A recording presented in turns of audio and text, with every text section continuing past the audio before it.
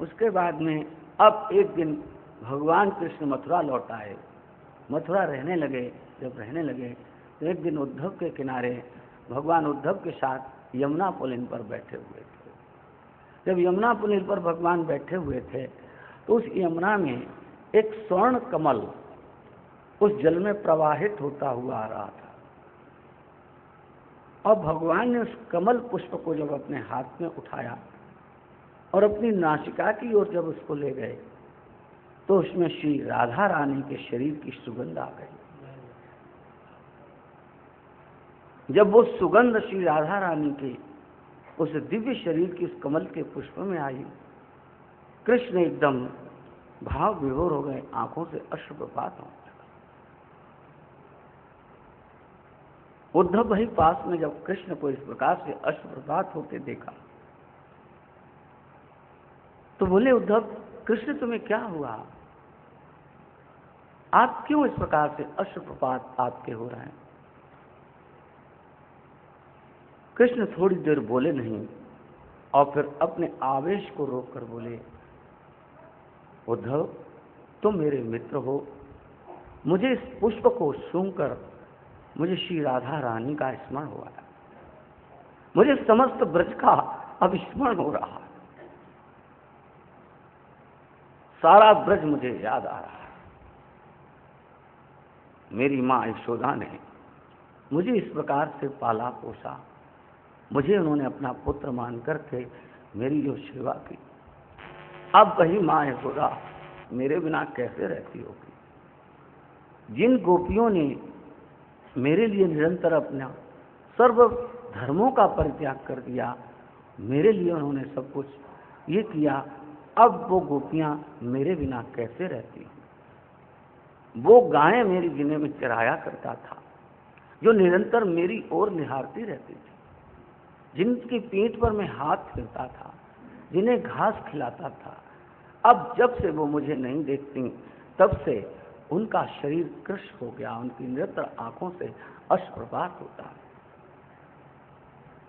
उद्धव महाराज से कृष्ण कहते हैं, उद्धव मोहि ब्रज विश्रुत नहीं, ये उद्धव मुझे ये ब्रज भूलता नहीं, और इस पुष्प की गंध सूंघ करके मेरा हृदय बहुत विह्वल हो रहा है। उद्धव तुम मेरा एक काम कर सकते हो? बोले हाँ हाँ बोलो, कि तुमको मैं एक संदेश देता हूँ, तुम मेरा संदेश लेकर के ब्रज में जाओ और मेरा ये संदेश उन गोपियों को सुनाओ जा करके। हाँ हाँ मैं जाऊंगा। और उद्धव महाराज भगवान कृष्ण का वो दिव्य संदेश लेकर श्री वृंदावन धाम में आते हैं। जब संध्या के समय लोगों से पूछा कि यहाँ पर नंद बाबा का महल कौन सा है, यहाँ के भागवत का बड़ा, वैसे श्रीमद् भागवत में ऐसे वर्णन कम आते हैं, लेकिन बड़ा करुणपूर्ण भाव से जब कथाकार इसका वाचन करते हैं तो वास्तव में आंखों में अश्रुपात होने लगते हैं। वहाँ पर कुछ बालकों से पूछा जो उदास, ये ग्वाल बाल निरंतर जहाँ से कृष्ण अक्रूर के रथ में बैठ गए, सुबह से जाकर वहाँ पर संध्या तक जब तक सूर्य अस्त नहीं हो जाता निराहार बैठकर देखते थे, हमारा कन्हैया आएगा, हमारा कन्हैया आएगा, हमारा कन्हैया आएगा, ऐसा भाव रखा। जब देखते अब सूर्य अस्त हो गया, अब कन्हैया नहीं आएगा, शायद कल आएगा, और घर को लौट आते थे। ऐसे ही वही गायें जब उद्धव महाराज संध्या काल में जब वहाँ पर पहुँचे तो सारा देखा, सारा वृंदावन में सन्नाटा, वहाँ लगता ही नहीं कोई यहाँ पर लोग हैं, सब सुना का सुना। वहाँ कुछ बालकों से पूछा कि नंद बाबा का यहाँ महल कौन सा है? ग्वालों ने पूछा, लगता है तुम इस वृंदावन में नए आए हो। हाँ भैया मैं मथुरा से आया हूँ। अरे तुम देखते नहीं जो ये पानी की धारा जो बहती हुई आ रही है, ये धारा नंद महल से ही आ रही है,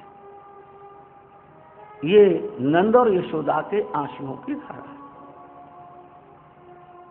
आप इस धारा के सहारे चले जाएंगे, नंद महल में पहुंच जाएंगे। उद्धव ने जब ये सुना तो उनका हृदय भी डोलने लगा। और जब उद्धव महाराज गए तो वहां देखा कि निरंतर यशोदा मैया की आंखों से अश्रुप्रपात हो रहा है, नंद बाबा के आंखों से अश्रुपात। बच्चों ने कहा, बाबा बाबा तुम्हारे घर कोई मेहमान आयो है। नंद बाबा जैसे तैसे आए, उद्धव को देखा, आओ आओ आओ। उद्धव की वेशभूषा बिल्कुल कृष्ण जैसी, स्वरूप भी वैसा है, वस्त्र भी कृष्ण के ही पहनते थे। उद्धव भगवान के बालपन के सखा हैं। उद्धव ने बृहस्पति महाराज से वेद शास्त्र पढ़ा है, वेद शास्त्र के परम ज्ञाता है। सप्तम शब्द इनके लिए प्रयोग किया गया है, यानी उत्तम कोटि के उद्धव महाराज विद्वान हैं ऐसे, लेकिन उन्हें तत्व का बोध नहीं है। गुरुओं ने जो सिखा दिया वो ही बोलकर सुना देते हैं। श्लोक किसी शिष्य ने रट लिया, रटकर जब समय आया तो उसी श्लोक को उसने सुना दिया, लेकिन श्लोक के अंतर गर्भ में क्या मर्म छिपा हुआ है वो शिष्य नहीं जानता। ऐसे ही उद्धव का ज्ञान था, पढ़े लिखे थे, वेद शास्त्र का ज्ञान था, लेकिन इसमें क्या तत्व छिपा हुआ है वो उद्धव को ज्ञान नहीं था। और कृष्ण चाहते थे कि हमारा मित्र ज्ञानी तो है, लेकिन अभी इसमें वो प्रेम प्रकट नहीं हुआ कि जिस प्रेम के माध्यम से मेरी प्राप्ति हो जाती है, और इसे मैं समझाऊंगा तो हो सकता है मेरी बात का प्रभाव इस पर नहीं होगा। इसलिए भगवान ने उद्धव को माध्यम बनाया कि आप मेरा संदेश लेकर जो प्रेम के पंडित गोपियां हैं, जिन्होंने प्रेम पुरुषार्थ से भगवान को प्राप्त किया। वेदों में 4 पुरुषार्थ हैं, धर्म, अर्थ, काम और मोक्ष, लेकिन नया पुरुषार्थ प्रेम पुरुषार्थ ये गोपियों का प्रकट किया हुआ है। गोपियों ने प्रेम पुरुषार्थ से भगवान को प्राप्त किया था। तो इस प्रकार से उद्धव महाराज जब गए और वहां पर नंद बाबा ने जब उनका आवश्यक, उद्धव महाराज बैठे, नंद बाबा ने पूछा आप कैसे हैं? मथुरा में तो सब ठीक है, हमारा कन्हैया ठीक है, आनंद में है? उद्धव कहते हाँ ठीक है, सब अच्छा है। मतलब आप यशोदा ने सुना कि उद्धव आए हैं, कृष्ण के सखा हैं, वो भी आ गए। अब उनकी नेत्र ज्योति भी बहुत न्यून हो चुकी है। उद्धव ने धैर्य दिया कि कृष्ण ये नहीं, उद्धव उनकी दशा को देखकर कुछ कह ही नहीं सके, बोल नहीं सके, और धैर्य बनाया कि कन्हैया अवश्य आएंगे, पधारेंगे। और उन्होंने, उद्धव ने कहा, तब यशोदा ने कहा, रे उद्धव मैं तो निरंतर अपने कृष्ण के साथ ही रहती हूँ। ऐसा लोग वर्णन करते हैं कि वहाँ उनको निरंतर यशोदा को ये लगता कन्हैया हमारा यहाँ बैठकर दूध पी रहा है, कन्हैया यहाँ बैठकर भोजन कर रहा है, कन्हैया यहाँ बैठकर सो रहा है। निरंतर जिधर देखती हैं यशोदा उनको कृष्ण ही दिखते हैं, कृष्ण के अतिरिक्त उन्हें कुछ दिखता ही नहीं। रात भर कहते हैं नंद बाबा से उद्धव की कन्हैया की बातें होती रही, कन्हैया के बारे में। प्रातःकाल हुआ, पौ फटने लगी, समस्त वृंदावन में दधि मंथन का रब सुनाई देने लगा। गोपियां उठी, उठ करके उन्होंने दही को मथना प्रारंभ किया। दधि मंथन से स्वर, समय वे स्वर दिशाओं में गूंजने लगा, समस्त वृंदावन में गूंजने लगा। धीरे धीरे दिन चढ़ने लगा, सूर्य भगवान बढ़ने लगे। गोपियों का दधि मंथन लीला समाप्त हुई। देखा उन्होंने कहीं वृंदावन में चर्चा सी चल रही है कुछ, तो उन्होंने देखा कि रथ की ध्वजा दिखाई दी गोपियों को। उन्होंने सोचा ये रथ किसका है। गोपियां इकट्ठी हो गई, धीरे धीरे कहने लगी, अरे कहीं ये अक्रूर फिर तो नहीं आ गया कहीं? हाँ, इससे अक्रूर नहीं, इसे क्रूर कहना चाहिए। इसका नाम क्रूर होना चाहिए। ये हमारे कृष्ण को ले गया। हमने सुना है कंस मर गया, अब अपने स्वामी का पिंडदान कराने के लिए क्या हमको लेने आया है ये?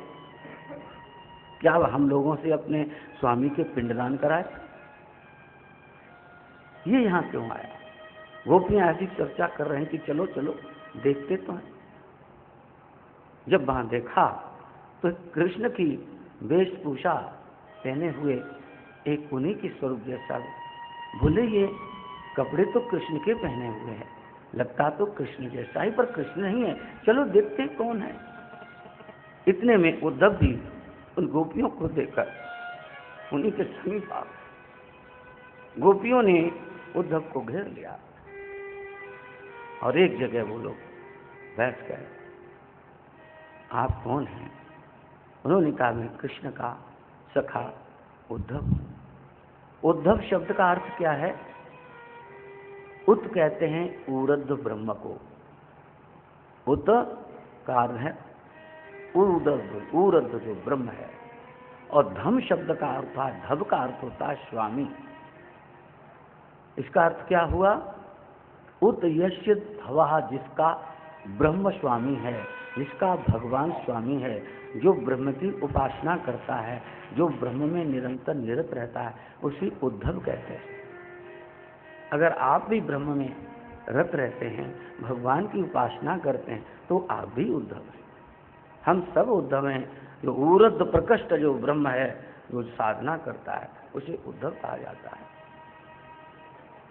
गोपियों का और उद्धव का संवाद यहाँ बहुत अच्छा है, बहुत बड़ा है, विशद ये वर्णन है। चलो हम आपको इन स्वामी जी से कहते हैं ये भजन आपको सुनाएंगे। मिला दो श्याम उधो से, तुम्हारा हम भी गुण गाएंगे। जय जय श्री राधे। दो श्याम से उधो, तेरा गुण हम भी गाएंगे, तेरा गुण हम भी गाएंगे। मिला दो श्याम से उधो, तेरा गुण हम भी गाएंगे, तेरा गुण हम भी गाएंगे।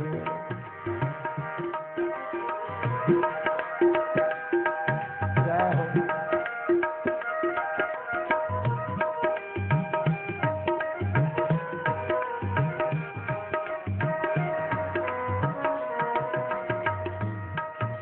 मुकुट सिर मार पंखों का, मकर कुंडल है कानों में।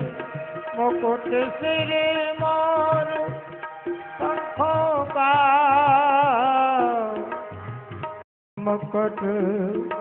मकर कुंडल है कानों में। मगोदर रूप मनोहर रूप मोहन का, जय हो। ये मनोहर रूप मोहन का, देख दिल को रिझावेंगे,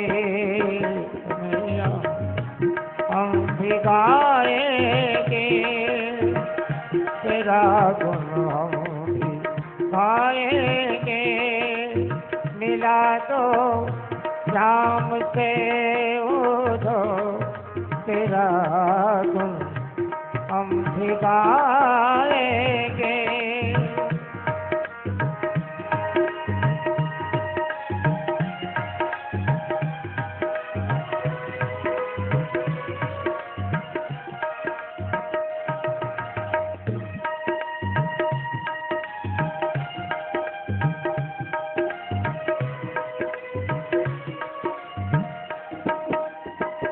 कमल को छोड़ जाओ, वे हमल को छोड़ गिरधारी गए, जब से नहीं आए।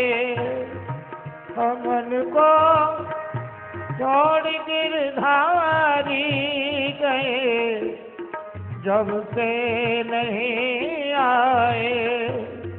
चरण में शीश धरने के, चरण में शीश धर के फिर उनको हम मनाएंगे। मिला दो श्याम से उधो तेरा गुण, हम भी गाएंगे।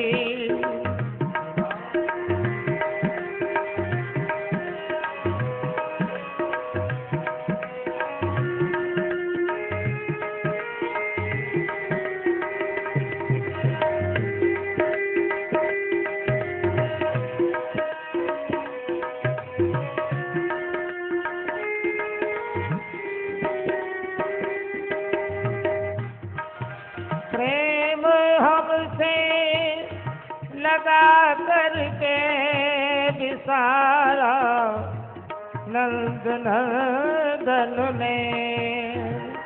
प्रेम हमसे लगा करके विसारा नंद नंदन ने। खाता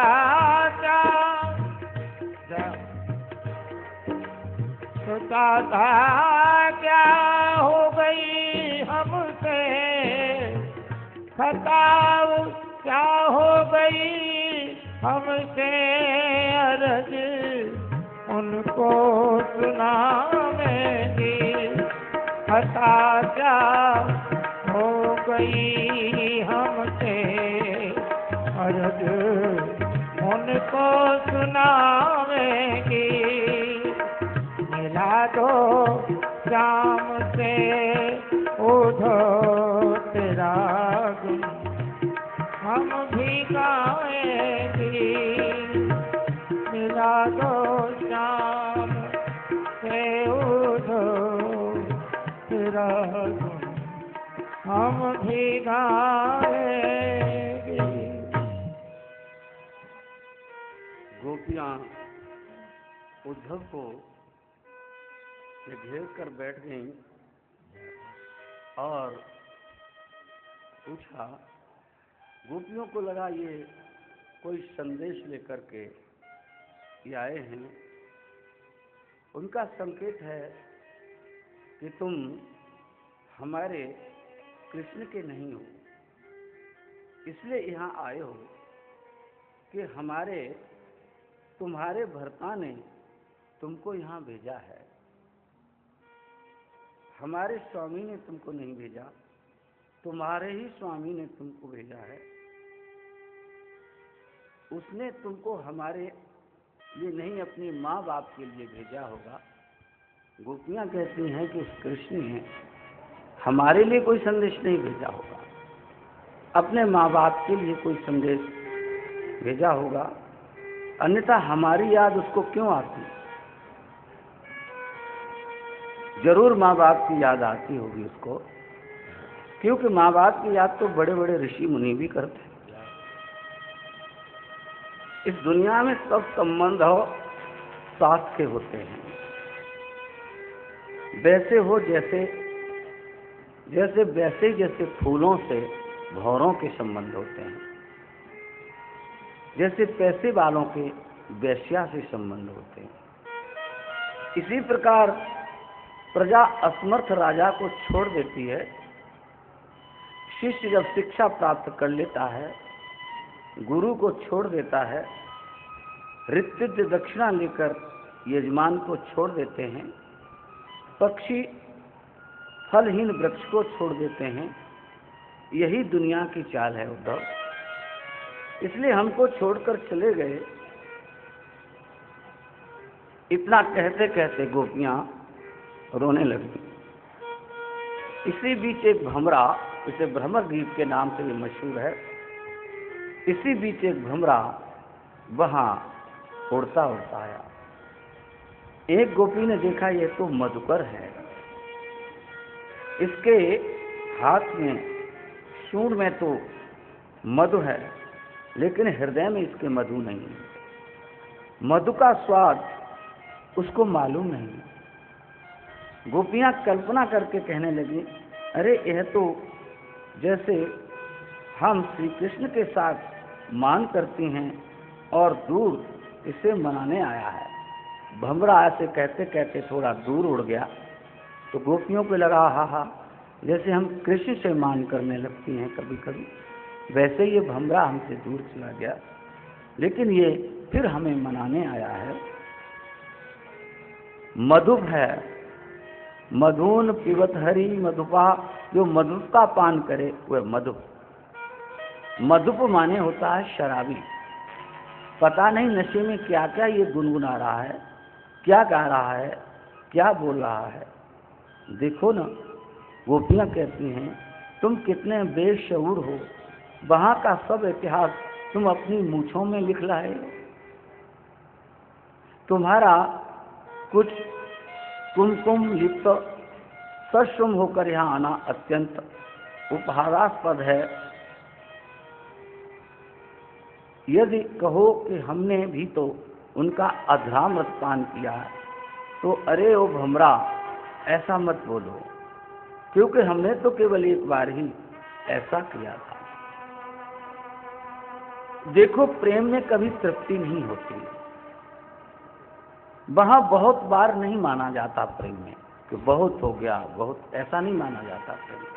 वहां बहुत बार होते होते भी ऐसा लगता है कि अभी कुछ हुआ ही नहीं।